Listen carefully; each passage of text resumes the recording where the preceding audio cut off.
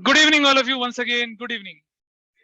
बचे हुए प्रिंसिपल्स पूरे करते हैं। वो दो प्रिंसिपल मैंने छोड़े थे इसलिए क्योंकि उनमें हमें थोड़े से कंसेप्ट की डिटेल में जाना पड़ेगा और जब आप जनरल एंट्री करेंगे तब आपको बहुत हेल्प मिलेगी वो प्रिंसिपल समझने के बाद। तो बता रहा हूँ वेरीफाइबल हो चुका है यार, वेरीफाइबल हो चुका है। हाँ जी,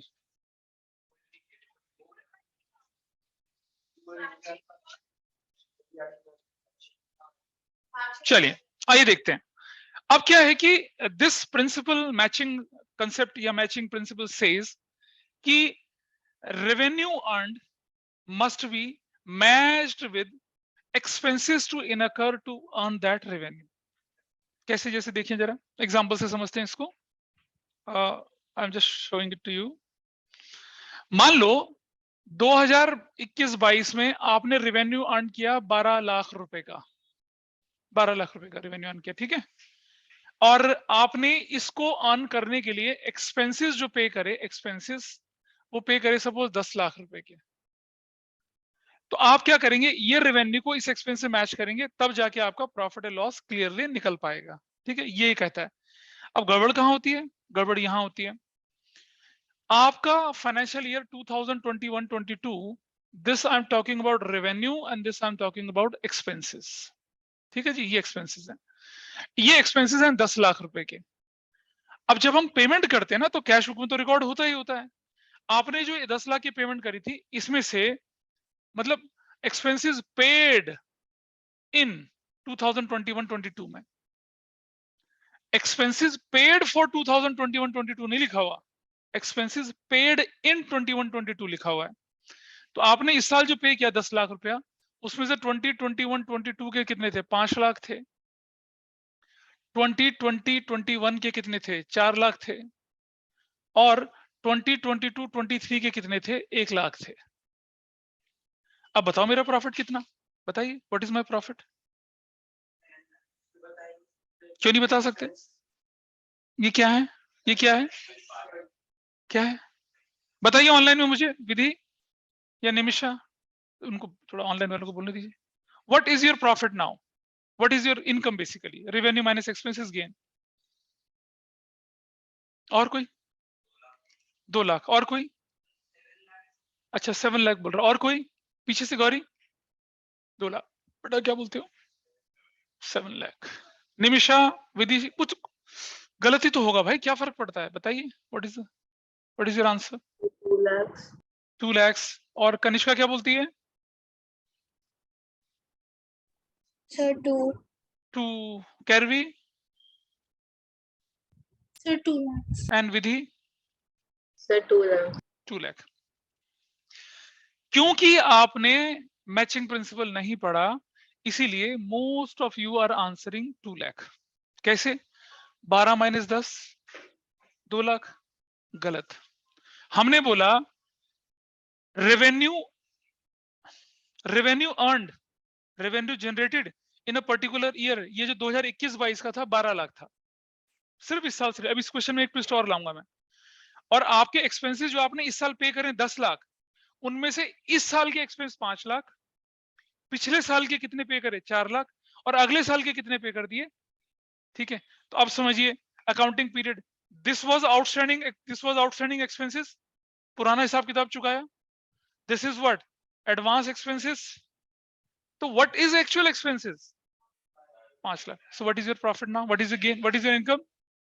समझ में आई बात सबको, everybody is clear with this. नहीं, नहीं समझ में आया, नहीं आया, हाँ ठीक है, दोबारा बताते दोबारा। आप क्या करेंगे, आप क्या करेंगे, जो रेवेन्यू आपने अर्न किया था इस फाइनेंशियल ईयर में, उस रेवेन्यू को इस फाइनेंशियल ईयर के एक्सपेंस से मैच करेंगे। बाकी तो मैंने बताया आपको। देखो बेटा, जब हम पेमेंट करते हैं तो जरूरी थोड़ी कि हम सिर्फ इस साल की पेमेंट करें, हो सकता है हमारा पुराना हिसाब किताब पड़ा उसको चुकाना पड़ेगा, हो सकता है हमने अगले साल के लिए पे कर दिया। तो मेरी जो पेमेंट हुई वो मेरी पेमेंट कितनी हुई, 10 लाख हुई, उसका बाइफरकेशन दिया मैंने। अगर ये क्वेश्चन में ये ना देता मैं आपको, तो योर आंसर इज 2 लाख, ठीक है। आइए ट्विस्ट देखते हैं हम, एक और ट्विस्ट देखिए। अब मैंने बोला कि रेवेन्यू रिसीव्ड इन 2021-22 कितना था? 12 लाख था। मतलब रेवेन्यू कुल मिला के पैसा मिल गया, या रेवेन्यू इन कर लो यार, चलो ठीक है। अब सुनिए ध्यान से, 2021-22 का था 9 लाख, 2021-21 का था 2 लाख, और 2022-23 के लिए जो था वो था आपका 1 लाख। अब हम ये यहां से हटा देते हैं। अब बताइए मुझे आप कि 2021-22 के लिए what is income? What is income? मुझे नहीं पता ना, मुझे तो पूछ रहा हूँ, ऑनलाइन में बताएं बजाय मुझे। बेटा अगर आप नहीं बोल सकते तो फटाफट से चैट बॉक्स में मैसेज लिख के बता दीजिए कितना है। What is income? वो रेवेन्यू है और ये एक्सपेंसेस है, इनकम क्या होगी? क्या बोले बेटा, बोलो बोल कुछ, इसको कंपेयर करना, जल्दी बता। 12 और 10, 2 लाख तो होगा नहीं, वो तो रूल आउट हो गया। कुछ तो बोलो क्या, रैंडमली कुछ अकड़ बकड़ बम्बे बोल, किसी भी लगा दे हाथ। कितना? 3 लाख। कितना? अरे भैया रेवेन्यू 2020-21 का, और ये भी 2021-22 का। अभी मैचिंग का क्या मतलब है? किसको क्यों मिटाऊं उसको मैं? तो क्वेश्चन तुम्हारे हिसाब से बनेगा क्या?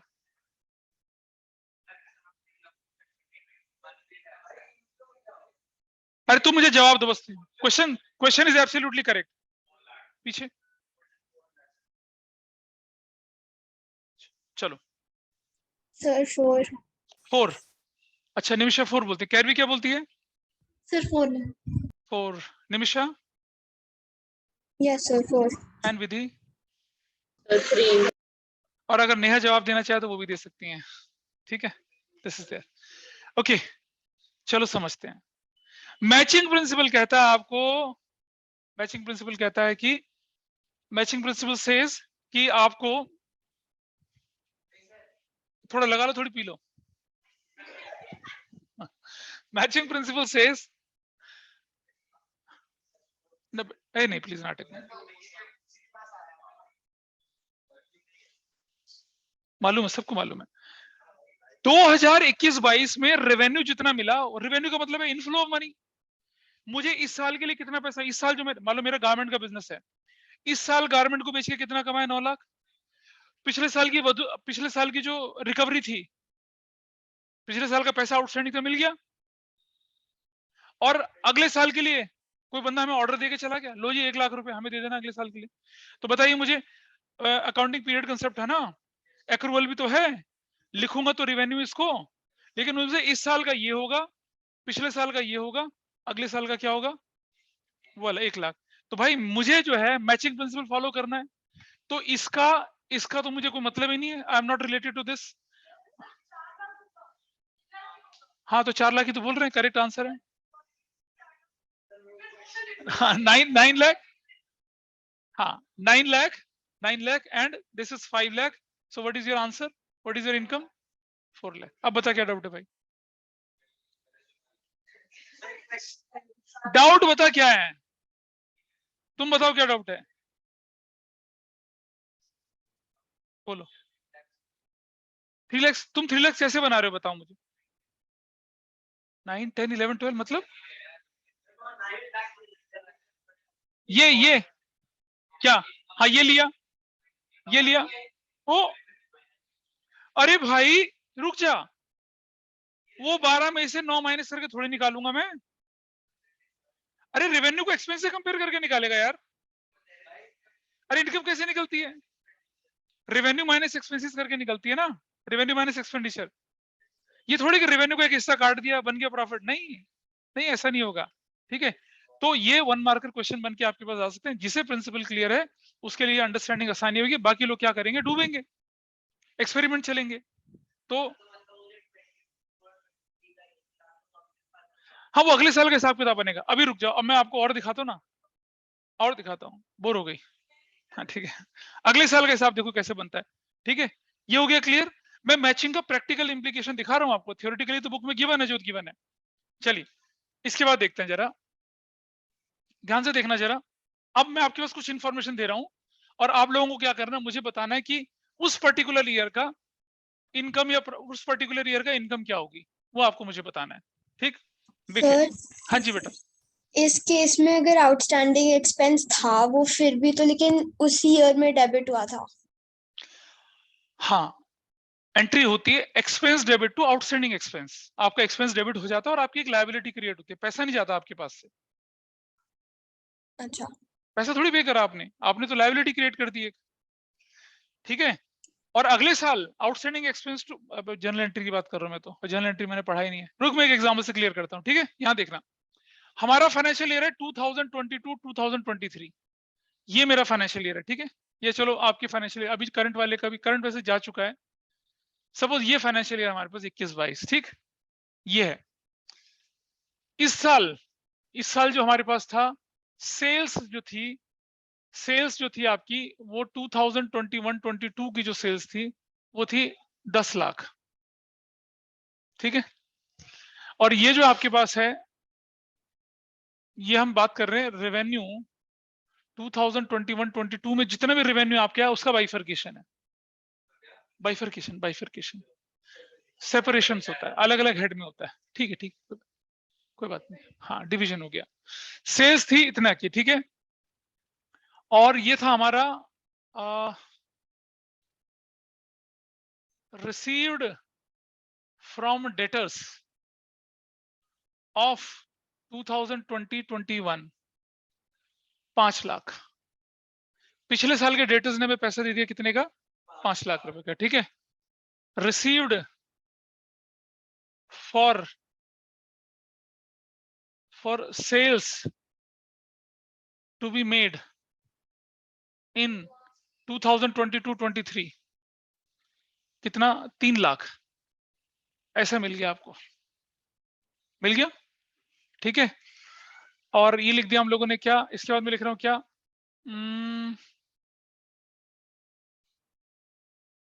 Debtors of the current year 2021-22 for sales rupees 2 lakh. ये आपके पास कहानी आ रखी है। मतलब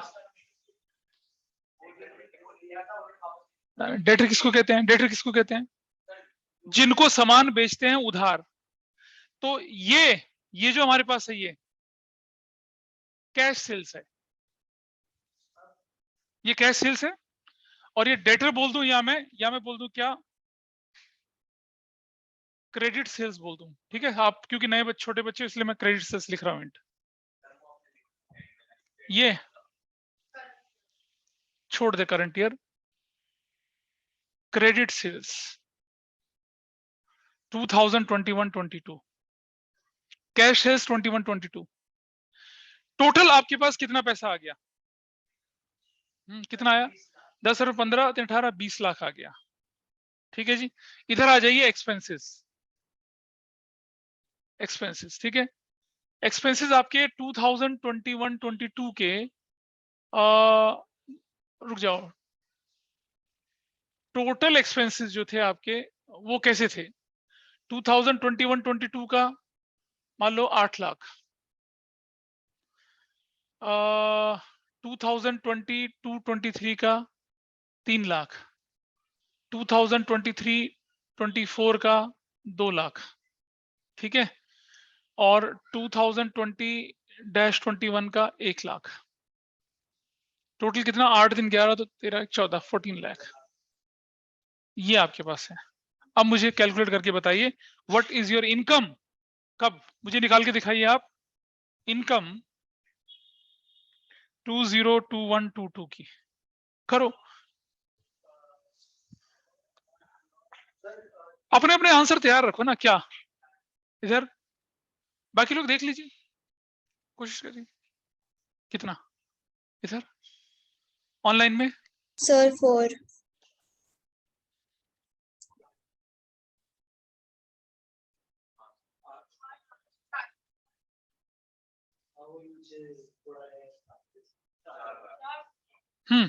अच्छा 4 लाख बोले, अच्छा अच्छा रुक जाइए। ये कैश एक्सपेंसेस इतना, expenses outstanding 21 22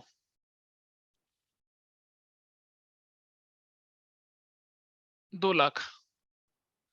what is your answer now? अब बोलिए, अब what is your answer? 4 4 lakh. सब लोग एग्री हैं इस बात, पीछे वाले? हाँ हाँ, फिर भी बोलिए, बट फिर हम बहती हवा, मतलब फिर हम will go with the flow of the class. पीछे पीछे पीछे कितना? हम्म बोल तो लिया। 21 22 लिखा हुआ है ना? अरे नहीं बेटे बेटे, इसी साल की आउटस्टैंडिंग है, पे कहाँ करे हैं? पे तो ऊपर कर दिए ना।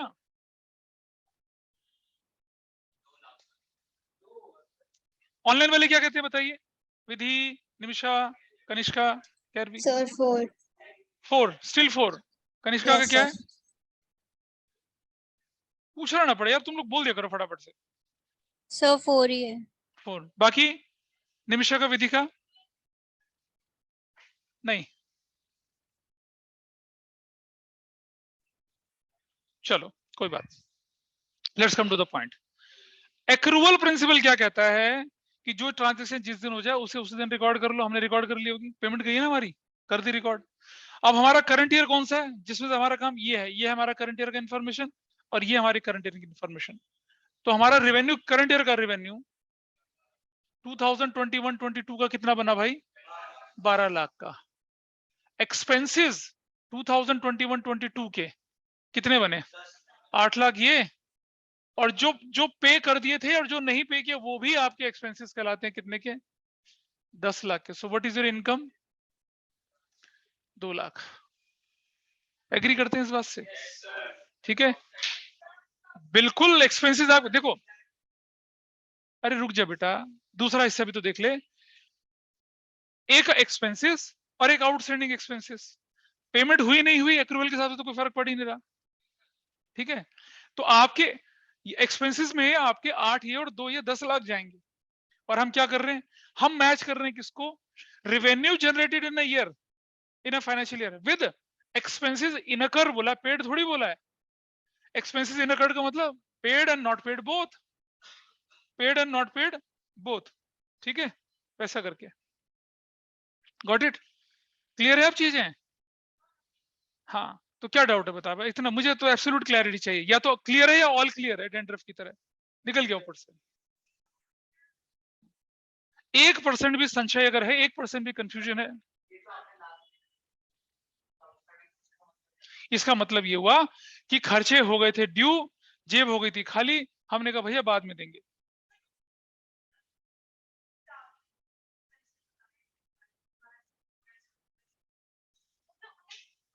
इनको अच्छा एक बात बता, हाँ, तो एक्रूवल के हिसाब से ये एडवांस, ये एडवांस और ये आउटस्टैंडिंग पे किया। हम मैचिंग में क्या बोल रहे हैं बार बार? आपके एक्सपेंसेस इस साल के, आपके रेवेन्यू इस साल का, उनका कंपैरिजन करेंगे। इनका कंपैरिजन हम जब 2022-23 की बात करेंगे तब करेंगे। इसका कंपैरिजन ये जब, जैसे ये पिछले साल का आउटस्टैंडिंग, तो पिछले साल में आउटस्टैंडिंग बोल के गया होगा ना। मैचिंग इस साल के रेवेन्यू का इस साल के एक्सपेंसेस से कंपैरिजन करिए, तो आपका क्या निकलेगा? प्रॉफिट। चलिए अब देखते हैं जरा कि वो हमारे बुक में क्या लिखा हुआ है, उससे हमें थोड़ा सा क्लैरिटी आएगी। ये मैंने प्रैक्टिकल एस्पेक्ट बताया आपको। ये कह रहा है कि profit expense, profit earn by the business during the period can be correctly measured only when the revenue earn during that period is matched with the expenditure incurred to earn that revenue. It is not relevant when payment is made और received. बोला relevant है, payment made करिए, payment receive करिए, कोई relevancy रखती है आपके सामने प्रैक्टिकल?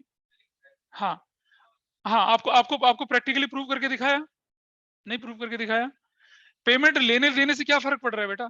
देखो, ये पेमेंट कर रखी थी ना, और ये पेमेंट नहीं कर रखी थी, दोनों मिले तब जाके एक्सपेंसेस बना। ये पैसा मिल गया था, ये पैसा नहीं मिला था, दोनों को जोड़ा, रेवेन्यू। फर्क पड़ा कुछ कि पेमेंट मेक करी थी या पेमेंट रिसीव करी थी, या पेमेंट नहीं करी थी या पेमेंट नहीं रिसीव करी थी? कोई फर्क नहीं पड़ता। ये वाला ये नहीं मिला था, ये हमने पे नहीं करा था। हे भगवान, बेटा मेरी बात सुन, अगर पूरे शरीर में किसी हिस्से की सर्जरी करेगा तो क्या मुंडी के रास्ते घुसेगा? हम तो उस जगह पे जाएंगे ना सर्जरी जहां हमारी जरूरत है, ठीक है? तो बेटा समझो, हम इन टोटलिटी लेके चलते हैं चीजों को, हम ऐसा नहीं करते। अच्छा एक बात बता, मान लो तुम्हारे पास तुम्हारा बर्थडे है, सपोज बर्थडे में कुछ लोग गिफ्ट करते हैं, कुछ लोग नकद दे के चले जाते हैं। पता चला तुम्हारे मामा ने तुम्हें 51,000 रुपए नकद दे दिए, ले बेटा ले, तेरा 18वां बर्थडे, जा धूम मचा ले। 51,000 नहीं 51 लाख दे दे, चल तू छोड़, खुश हो जा, जा जी ले अपनी जिंदगी। ये डीएलएफ की मॉल की छत के ऊपर कैसे उड़ा रहा है, ऐसे ऐसे उड़ा रहा है। अब देखिए मेरी बात, 51 लाख रुपीज आपके पास आ गया, फिर मान लो कोई और दूर दराज के मौसा मामा ताऊ निकल आए, उन्होंने आपको क्या कर दिया, 11 लाख रुपए दे दिया, तो तुम क्या करेगा, उन नोटों के ऊपर रबड़ बैंड के ऊपर चिट्ठी लगा के रखेगा कि ये मामा के पैसे थे, उसके उड़ाते वक्त एक मामा को उड़ाऊंगा, एक मौसा को उड़ाऊंगा, एक नहीं करेगा ना ऐसा। तो जब हम क्या करते हैं, टोटलिटी लेके चलते हैं बेटा, कि ये मेरा, ये मिला वाले का पैसा, ये ना मिले वाले का पैसा, ऐसा थोड़ी होता है। रेवेन्यू मतलब मिल गया नहीं मिला मिला के, एक्सपेंसेस मतलब पे कर दिया नहीं पे करा मिला के, तब जाके हमारा क्या निकलता है, प्रॉफिट निकलता है। दिस इज मैचिंग प्रिंसिपल, ठीक है? Revenue generated earn in an year has to be matched with expenses incurred to earn that revenue, चाहे वो रेवेन्यू कैश में आया, चाहे वो क्रेडिट में था, चाहे वो एक्सपेंस कैश में था, चाहे एक्सपेंसेस आउटस्टैंडिंग था, मैच करेंगे दोनों को। ये कहता है रेवेन्यू, सॉरी मैचिंग प्रिंसिपल, ये कहता है। कोई डाउट है भाई? तुम मुस्कुरा रहे हो? अच्छा, स्माइल है, स्माइल भाई। हाँ अच्छा,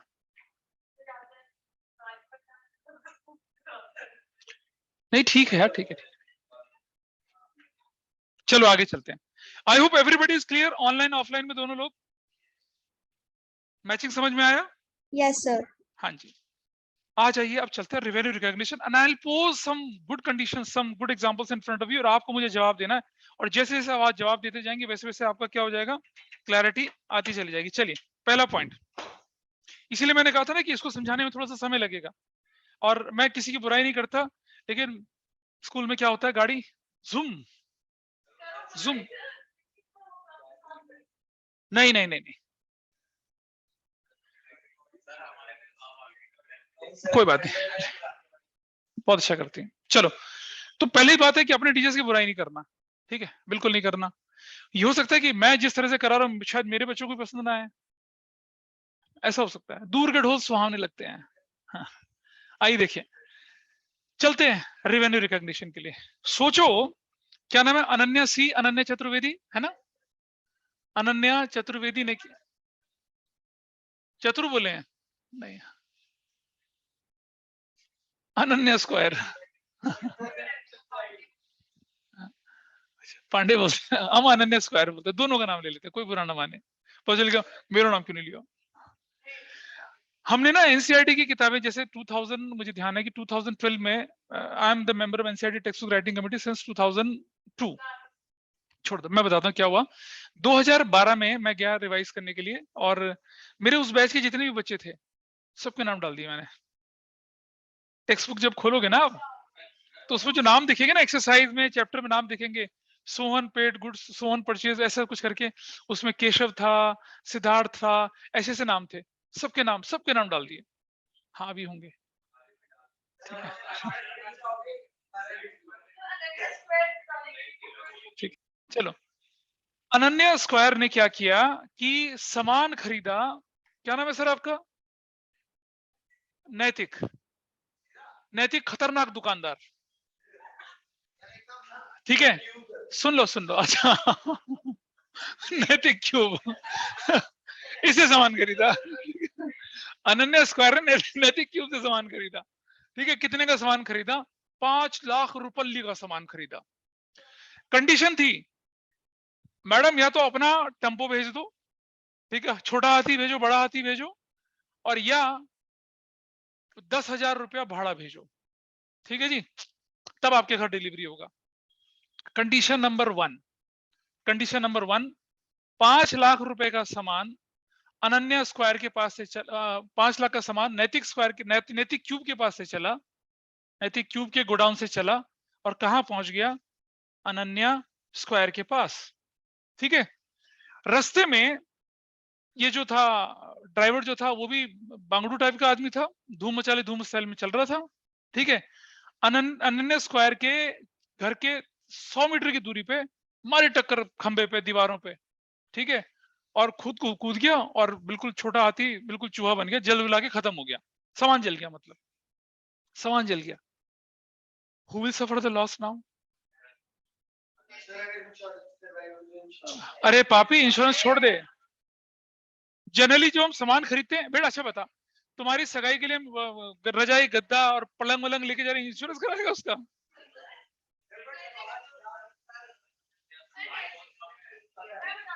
एक एक करके। अरे इसको रुक जा, बोल भाई।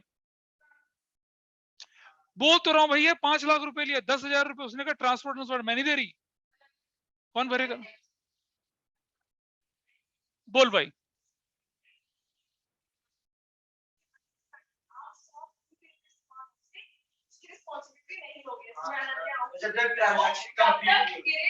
हाँ हाँ हाँ हाँ हाँ हाँ, my dear, you are absolutely wrong. हाँ, भूल गई? Your ma'am is absolutely correct. सुनो बेटा, रुक जा। उसकी मैम ने बोला था कि जब तक आप सामान डिलीवर नहीं कर देते हैं तब तक वो आपकी रिस्पॉन्सिबिलिटी, उस बीच में जल जाए, भुन जाए, अंगारा बन जाए, वो आपकी रिस्पॉन्सिबिलिटी है, ठीक है। सुनो बेटा, लेकिन ये तो समझ कि टम्पू सामान भिजवाने वाला किस, हाँ भाई, अगर मैंने बोला कि ये जो टेम्पू जो था, टेम्पू क्योंकि 5 लाख पैसा पेमेंट जा रही है ना, 10,000 तो जा ही नहीं रही, तो टेम्पू किसका है?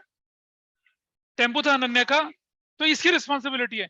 उसने तो क्या करा, गोडाउन से सामान टेम्पो पे डलवाया और सिग्नेचर ले लिया, डिलीवर्ड एंड रिसीव्ड। अब बोलिए, सुन लीजिए। हाँ क्या, थोड़ा सा रुक जाओ, इसको वाइंड अप करते हैं। ए रुक जाए प्लीज, क्लियर है? क्लियर है, आगे बढ़ते हैं जरा। ऑनलाइन में क्लियर है भाई? ऑनलाइन में क्लियर है? नैतिक क्यों बच गया? Online is okay? हाँ रुको यार, सुनो, अब सुनो, बोल रहा हूँ यार, रुक जाओ। 5,10,000। इसने कहा भैया कौन टेम्पो वम्पो लाएगा, तू ही ढूंढवा ले वहां से और लोड करवा, ये मेरा लोकेशन, ये मेरा एड्रेस है, भिजवा दे। अब रास्ते में क्या हुआ, नैतिक क्यूब के दुकान से निकला और अनन्या स्क्वायर के घर पहुंचता है, और घर पहुंचने के 100 मीटर की दूरी पर धूम, वही चूहा बन गया, छोटा हाथी, जल गया, खत्म हो गया सारा। किसका लॉस है? ठीक है, क्योंकि सामान अभी किसके पास नहीं पहुंचा था? कस्टमर के पास नहीं पहुंचा था, कस्टमर ने सिग्नेचर करके, रिसीव्ड करके, साइन करके नहीं दिया था, ठीक है। सो अंडरस्टैंड नाउ, रेवेन्यू कब रिकॉग्नाइज होगा? Revenue is recognise when, revenue is not recognise when goods are sold, नहीं, revenue is not recognise when money is received, revenue is recognise when goods are sold, delivered, सुनो, when goods are sold, services are rendered, ठीक है, with the fullest satisfaction of customer and an obligation to receive money arised, ठीक है, and an obligation to receive money arised, मतलब आपने सामान दे दिया, deliver कर दिया, और डिलीवर करने के बाद अब वो उस बंदे ने पैसे नहीं दिए, तो अब आपका हक बनता है ना उसे पैसे लेने का। जब उसके घर सामान डिलीवर कर दिया, उसने रिसीव करके पर्ची भेज दिया आपको, कैश में तो कैश ही हो गया, कैश नहीं, अगर क्रेडिट भी होता, हम तो क्रेडिट को भी इंक्लूड कर रहे हैं ना, तो क्रेडिट सेल्स भी अगर होती तो क्रेडिट सेल्स तब मानी जाती है जब सामने वाले बंदे ने क्या कर दिया, सामान ले लिया, डिलीवरी ले ली और बोल दिया भैया हो गया काम खत्म, मेरा हो गया। आपने सेक्टर 18 में डी के से एक 1.5 टन का एसी खरीदा, उसका रिक्शे वाला लेके आया और सामान आपके घर के दरवाजे पे छोड़ा, और आपने बोला कि भाई ऐसा है कि रख दे यहीं पर, भारी है, मैं बाद में उठवा लूंगा अंदर।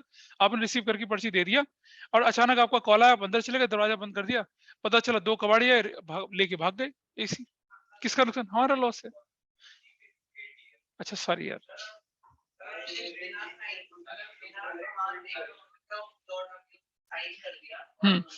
देखो बेटा, हम पता क्या कर, हम ना, हम क्या, हम फॉर्जरी नहीं बोल रहे हैं, हम इलीगल चीजों की बात नहीं कर रहे हैं, हम मैनिपुलेशन की बात नहीं कर रहे। बोलो,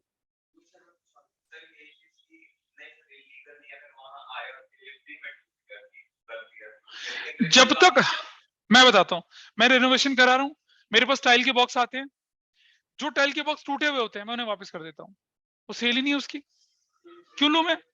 मेरे सामने जो टाइल है किनारे टूटे हुए बीच में से क्रैक हुए, क्यों लूंगा मैं? कहते जी किनारों में लग जाएंगे, मैंने तू लगा लेना किनारों में लग जाएंगे, मैं क्यों लगाऊं? सेल्स हुई नहीं ना बेटा, वो तो मैंने तो नहीं, कैसे? मान लिया उसने मुझे 50,000 का सामान भेजा, मैंने 40,000 का सामान भी लिख दिया रिसीव्ड एंड एक्सेप्टेड और 10 भेज दिया, तो नहीं कहोगे ना? तो क्या उसका ऑब्लिगेशन मुझसे 50,000 लेने का राइज हुआ? नहीं, उसका मुझसे 40,000 लेने का ऑब्लिगेशन राइज हुआ ना, वो सेल है, वो रेवेन्यू है उसके लिए, वो रेवेन्यू उसके लिए। 10,000 जो वापस चला गया वो थोड़ी, वो सेल्स रिटर्न भी नहीं बोलेंगे हम। अगर मैंने पैसे दे दिए होते, ठीक है, फिर मैं उससे वापस लेता तो वो सेल्स रिटर्न की कैटेगरी में आ जाता। मैंने पैसे नहीं दिए उसको, मैंने कहा डिलीवरी में दूंगा पैसे, डिलीवरी में मैंने 40 पेटी का पैसा दे दिया, 10 का नहीं दिया, तो सेल्स कितने की हुई उसकी भाई? 40 की हुई ना, 10 की तो सेल ही नहीं हुई। 50 का ऑर्डर दिया, 50 बॉक्सेस का मैंने ऑर्डर दिया, 10 बॉक्सेस खराब निकले, मैंने तुरंत वापस भिजवा दिए, और on the at that point of time मैंने 40 बॉक्सेस का पेमेंट कर दिया, तो उसकी सेल्स कितने बॉक्सेस की हुई? 40 बॉक्सेस की तो हुई। तो रेवेन्यू कब रिकॉग्नाइज होगा? When goods are delivered, services are rendered with the fullest satisfaction of what? Customer. And एक लाइन और लिखना है, and an obligation to receive money arised. बोलिए।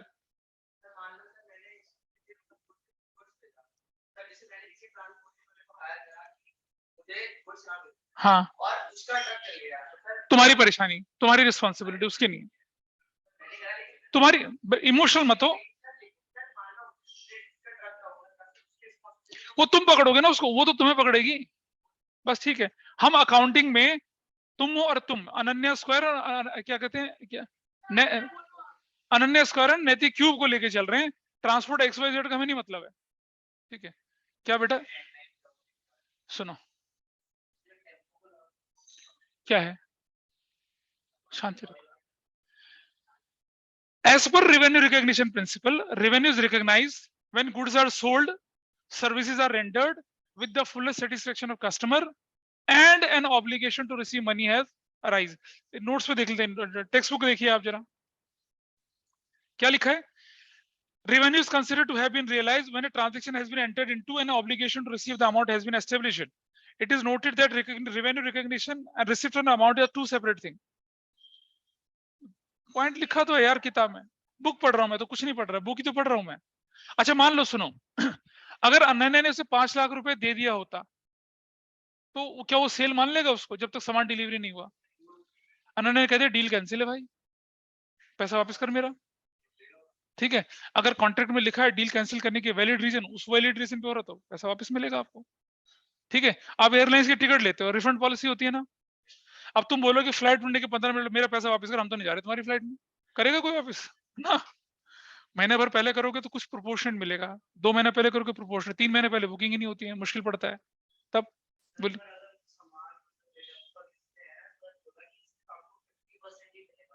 तो 50% भैया, 50% नहीं मिलेगा ना, फिर तो हम क्या करें? नहीं, अब वो तो फिर ना, फिर it is a matter of jurisdiction, it is matter of investigation की किसकी गलती नहीं थी। अकाउंटिंग बेटा क्वालिटेटिव एस्पेक्ट नहीं लेके चलती। अकाउंटिंग किसने तोड़ा, कैसे तोड़ा, वो मायने रखता है अकाउंटिंग में, कितने का टूटा वो मायने रखता है, और कितने का कंपनसेशन मिला और कितने का नहीं मिला वो मायने रखता है। मान लो 50,000 की चीज थी, 25,000 की चीजें टूट गई, कंपनी आपको सिर्फ 20,000 दे रही है, तो आपका लॉस 30,000 का होगा ना, फिर 50 का थोड़ी होगा। वो है अकाउंटिंग में, वो मायने रखता है। बोलना है कुछ? आगे चलते हैं, ठीक है? अब एक थोड़ा सा बोलो, बोलो, आ जाओ आपकी क्लास में बैठ जाओ। एक छोटा सा पॉइंट, ठीक है?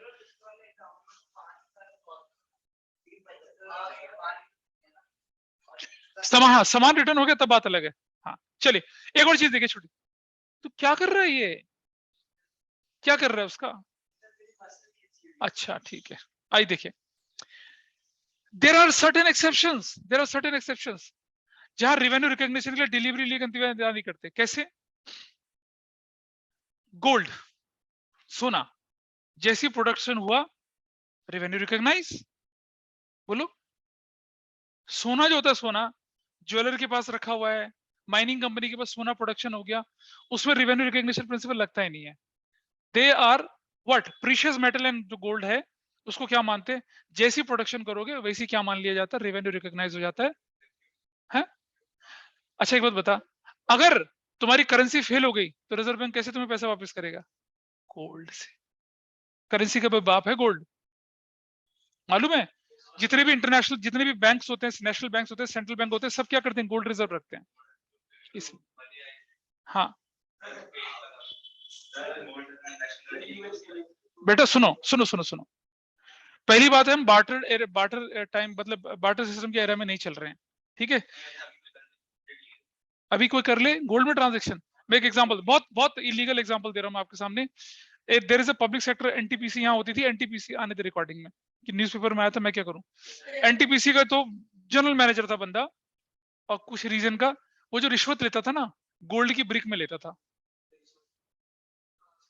मतलब भाई मुझे तू आधा किलो सोना दे दे, ले ले ले ले, ले लेता था, बस क्या करता था। तो मैं बोलूं कि तुम किसी से पैसा नहीं लेना चाहते करेंसी, तुमने बोला कि भाई इस पैसे के बराबर का मुझे सोने के बिस्किट पकड़ा दे, कहता लो भाई साहब मुझे क्या दिक्कत पड़ रही है। How does it matter to me और to you? It depends on them how they want to deal. उसने बोला कि हाँ वैसे वाला पार्ट कोई लीगल नहीं, वैसे वाला पार्ट। मान ले मैंने एक घर खरीदा, मेरा सामने वाला बंदा मुझसे कहता है कि सर ऐसा है कि 10 लाख का कैश मत देना, उसके बदले में मुझे सोना दे देना। अगर मुझे एग्री करता है तो मैं दे दूंगा, ठीक है? बट लीगल ऐसे होगा कि मैंने किस सोर्स से खरीदा, मैंने जो सोर्स मेरा जो है, मैंने लोन लिया और लोन का 10 उसका गोल्ड खरीदा और गोल्ड पकड़ा दिया उसको, और उसे रसीद वसीद साइन करवा ले, तो लीगल है वो। तो रिश्वत दे रहा हूं तो थोड़ी लीगल होगा? नहीं समझ गया, करेक्ट, वैसे तो चल जाता है, वैसे चल जाता है ना? अब नैतिक बोलेगा शादी में मुझे ना दहेज चाहिए 20 लाख, उन्होंने कर लो पकड़ो 2 सोने के बिस्कुट, चबाओ बेटा खाओ इसे, तुम ले लो।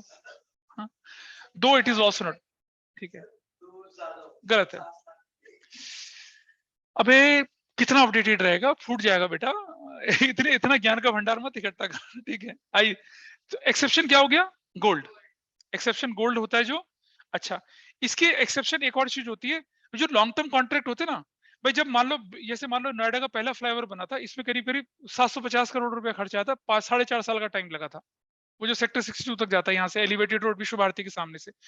अब उसको बनाने में जो खर्चा हुआ, तो क्या होता है जैसे कॉन्ट्रैक्टर है वो पैसा लगा रहा कर रहा है, फिर इंजीनियर्स आते हैं वो देखते हैं 20% काम पूरा हो गया, तो 20% पैसा वो रिलीज कर देते हैं, फिर 20%, फिर 20 ऐसा रिलीज होता है। तो ऐसे पैसा लेने में तो रेवेन्यू रिकॉग्नाइज में होने में कितना टाइम लगेगा?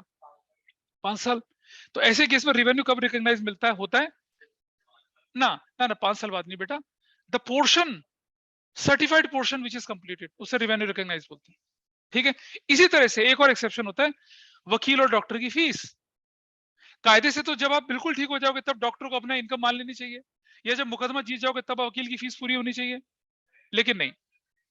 तो हाँ ले लेते हैं ना, तो वकील की वो रेवेन्यू रिकॉग्नाइज माना जाएगा। अदरवाइज क्या होना चाहिए था? When services are rendered with the full satisfaction. अब केस तो चल रहे हैं 15 साल, 15 साल बाद वकील तो बेचारा भिखारी हो जाएगा, पैसा दे, कहता जब केस पूरा होगा तब दूंगा। जल्दी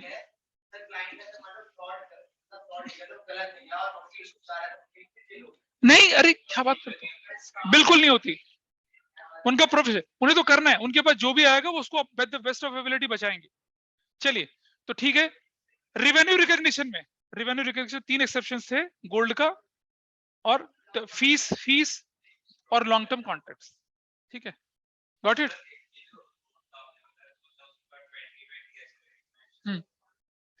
तो रेवेन्यू रिकॉग्नाइज क्या है? जितना पैसा उनको मिल गया उतना उनका रेवेन्यू है। कायदे से जो पुल पूरा बन जाएगा तब रेवेन्यू रिकॉग्नाइज माना चाहिए ना, लेकिन यहाँ नहीं होता। यहाँ जितना पोर्शन कंप्लीट हो जाए सर्टिफाइड पोर्शन, वही रेवेन्यू रिकॉग्नाइज है।